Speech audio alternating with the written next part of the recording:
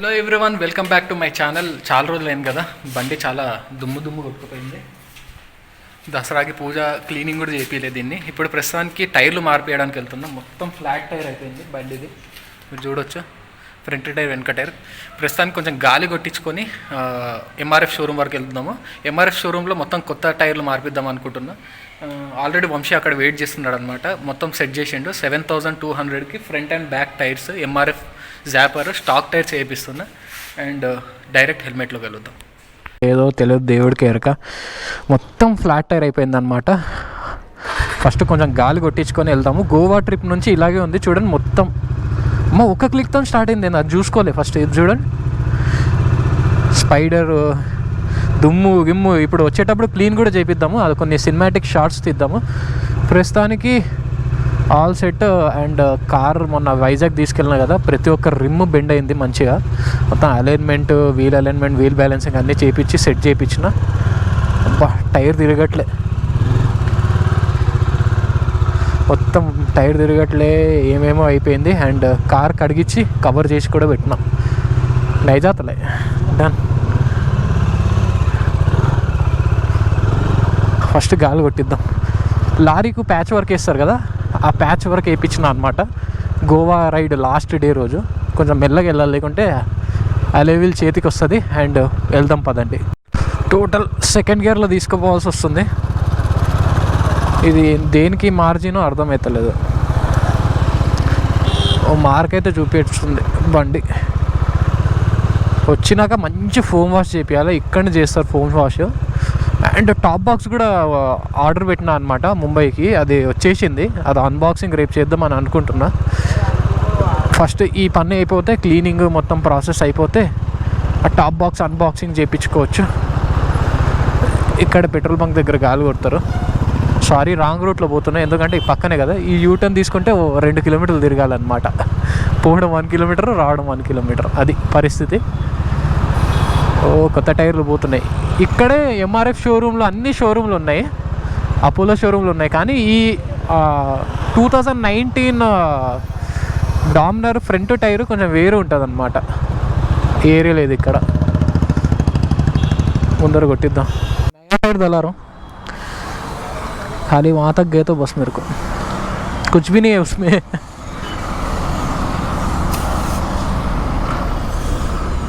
उतरने टाइम लगता.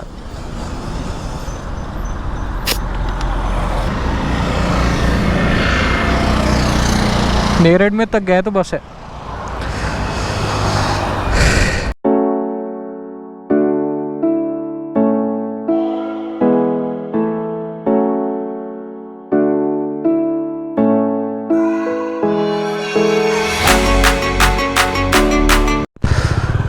ఓకే, ఇప్పుడు షోరూమ్ దగ్గర వెళ్తున్నాం. MRF showroom. ఏంది ఇది, బజాజ్ సూపర్ మార్కెటా? కొత్త బాగా ఓపెన్ అయింది కదా. బోన్ చేద్దాం అనుకుంటున్నా టైర్. చూద్దాం ఎట్లా బోన్ అవుతుందో లేదో, లేకుంటే పేలిపోతుందో చూడాలి. ఎట్లా కొత్త టైర్ లేపిస్తున్నా కదా. అరే, కొన్ని డిఫరెంట్ యాంగిల్ తీసుకుందాం రా. ఇంటర్సెప్టర్ 650. ఇది ఆఫ్ రోడింగ్ అస్సలు పని కాదు, జారిపోతుంది అది. ఆన్ రోడే సూపర్ ఉంది అది. అదే మనం అంటే ఆఫ్ రోడింగ్ లాగొచ్చు కదా, అదైనా కొంచెం. ఇది దానికి ఆప్షన్ కూడా లేదు.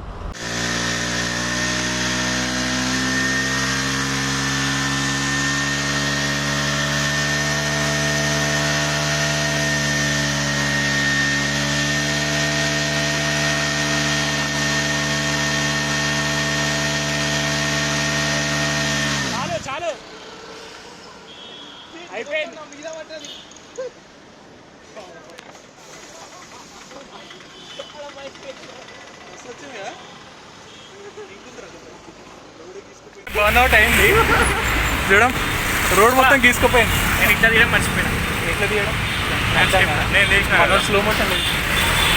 మనోడే కార్ మీద పడ్డది అనమాట, వేడిగా చూడు, వేడి లేచి పడ్డది.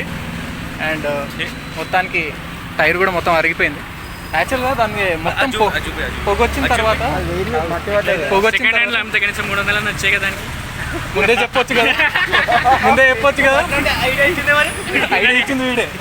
నేను కాదు, ఈయన ఫస్ట్ మనం చేసింది కాదు. అయిన తర్వాత అడుగుతాడు మనోడు. సెకండ్ హ్యాండ్లో అంతే 300 వస్తాయని చెప్పి మొత్తం హోల్ పడ్డది రోడ్డు మీద.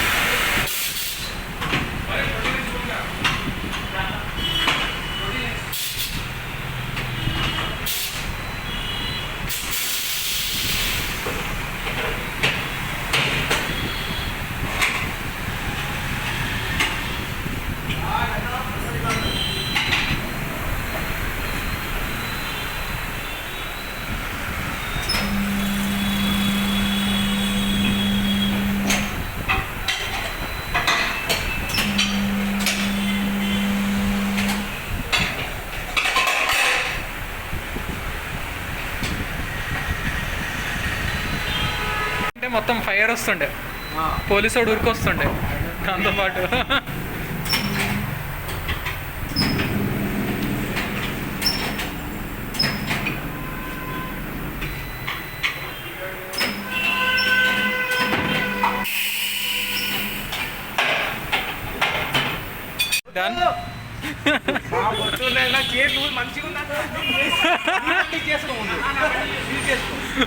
కొత్త టైర్లు అయితే వచ్చేసినాయి. ఇంకా 100 కిలోమీటర్ల వరకు కొంచెం చూసి నడపాలి, తర్వాత ఇంకా మనం ఫుల్ ఫ్లెడ్జ్గా నడుపుకోవచ్చు అనమాట ప్రశాంతంగా. అండ్ ప్రస్తుతానికి వెళ్తాం పదండి. ఫస్ట్ క్లీనింగ్ చెప్పాం, మొత్తం బండి కండిషన్ ఏం బాగాలేదు. గోవా రైడ్ పోయినప్పటి నుంచి ఇక్కడ ఇట్లనే ఉంది. ఇప్పుడు ఫస్ట్ అది చేయించుకొని ఏం చేస్తున్నారా. సక్సెస్ఫుల్గా ఇక్కడ బర్న్అవుట్ చేసిన ప్యాచ్ వర్క్ అట్లనే ఉంది. కొత్త రోడ్ వచ్చే వరకు అలాగే ఉంటుంది అది. ఏంటి పోదాం పడని. ఇప్పుడు బండి అయితే చాలా గలీజ్గా ఉంది. ఆ కొత్త టైర్ వేయించుకుంటే టైర్ అనుకుంటా, ఇంకా టైర్ మైండ్లోనే ఉన్నా. కొంచెం క్లీన్ చేపిస్తే సెట్ అయిపోద్ది. సక్సెస్ఫుల్గా 7,200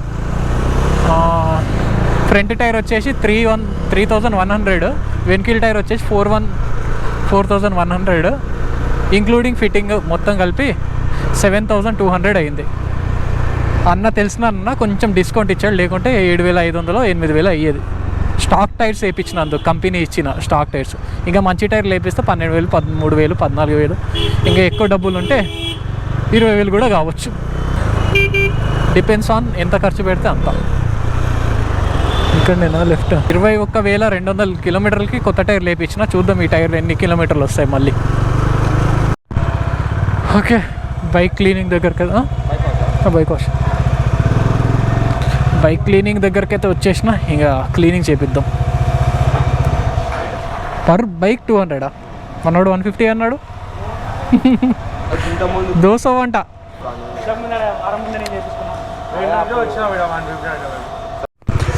ఓకే, డన్. బైక్ అయితే సూపర్ క్లీన్ అయిపోయింది, టెన్షన్ లేదు, ఏం లేదు ప్రస్తుతానికి. ఇప్పుడు దావత్, కొత్త టైర్ల దావత్ అనమాట. ఆ దావత్కి వెళ్తున్నాం. దావత్ అంటే బిర్యానీ తినడానికి, ఏం లేదు. వాళ్ళు ఏమో అనుకున్నారు. పోదామా దావత్కి? ఓయ్ దావత్ పోదామా? తాగుడు వద్దబ్బా, ముందే గోవాలో తాగిందే ఎక్కువ అయిపోయింది. ఆ వీడియో చూసి మా ఇంట్లో గట్టిగా వేసుకున్నారులే.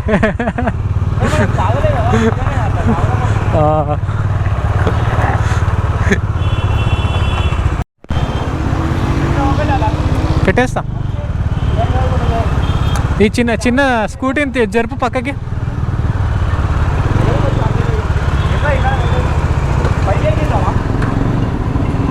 డన్. పైకి ఎక్కియాలా? Okay going. బాయ్. లేదు పోయి లేదు కాల్ వచ్చింది, ఎన్నికన్నా వచ్చి. లేదు టైమే, పని ఉందబ్బా కొంచెం. Okay right, bye. ఓకే, మొత్తానికైతే కొత్త టైర్ వేయించుకున్నాం. పార్టీ కూడా అయిపోయింది. బాయ్. ఇంకా ఇంటికి వెళ్ళిపోదాం పదండి. అండ్ ఇంతటితో ఈ బ్లాగ్ ఏం చేస్తా, చిన్న vlog, tyre change and bike cleaning అనమాట. ఈ వీడియో మీకు నచ్చినట్లయితేనే లైక్ చేయండి, షేర్ చేయండి, సబ్స్క్రైబ్ చేసుకోవడం మర్చిపోకండి. Anil signing off. Bye. Meet you in next blog.